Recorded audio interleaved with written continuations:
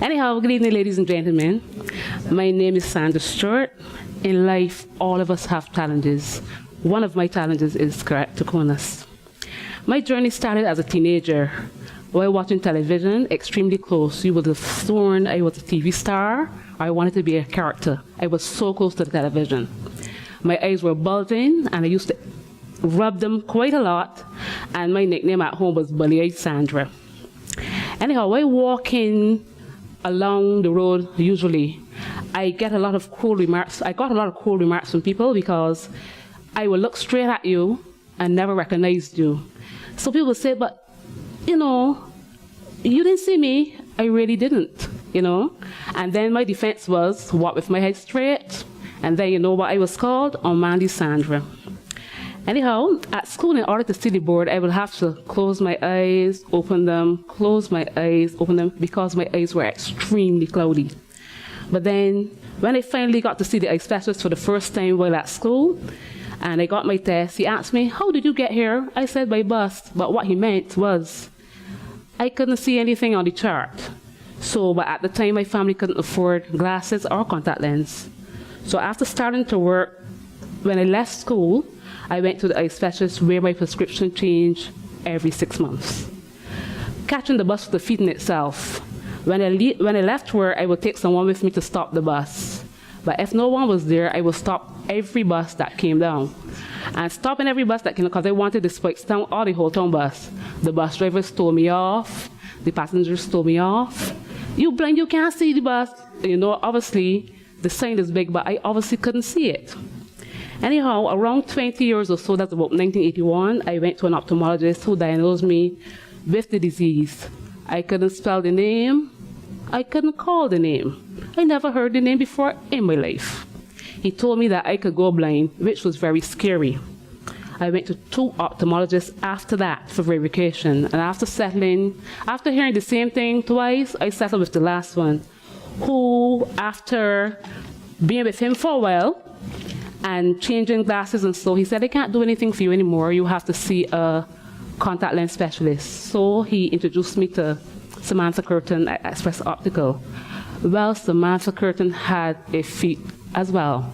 Fitting contact lens for her was measuring here, measuring there, sending them to Trinidad, bringing them back. They would not fit because the eyes were just bulging. Anyhow, when I got fitted with my first set of contact lens, then I knew what seeing was about. I mean, things were so bright and beautiful, I could see the smallest speck of dust on the ground. But unfortunately, I received my contact lens the Friday, and by the Saturday morning, they were down to the sink.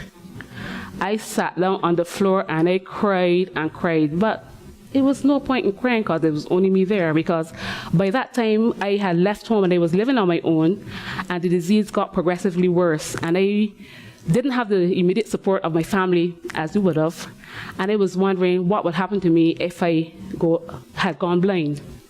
After the contact lens, one day, Samantha Curtin introduced me to a gentleman called Dr. Barker.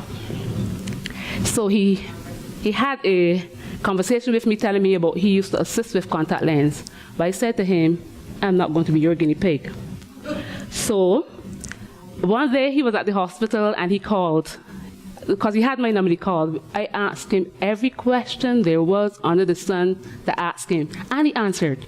So I said to him, I am comfortable, you can do my cornea transplant. And he did the first one in October 1995, and he said because of the progression of your left eye, it might be right to be, you know, for your cornea transplant in 10 years, and that was done in March 2006.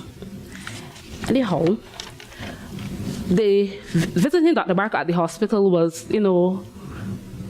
visiting to check the cornea. But one thing I must say, he made sure his interns had a look at the cornea graph.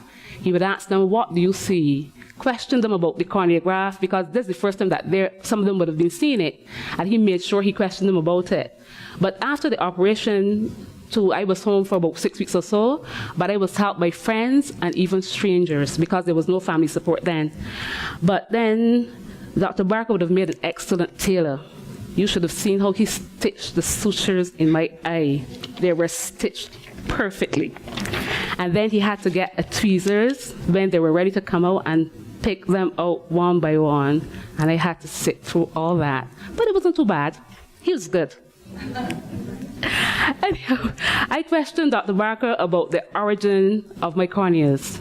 And he told me, you have a 32-year-old black man in your right eye. He got into an accident. 60-year-old white man in your left eye. They both see eye to eye, and they get along quite well together. Dr. Barker, I want to thank you for this gift of seeing over the years. That's why I call you my champion. You know, your skillful expertise, I couldn't be here seeing everyone if you had not intervened in my life. And then the takeaway for persons who are recently diagnosed with KC is that the technology of cross-linking, squirrel lens, etc. is here for you, and you might not have to receive a cornea transplant or go blind. Help is out there, don't despair. I also want to thank you, Roseanne, and your team for selflessly starting this support group for the KC sufferers to know that you are not alone, because this is something that the early sufferers didn't have. I want to thank everyone for listening to my story. Have a good evening.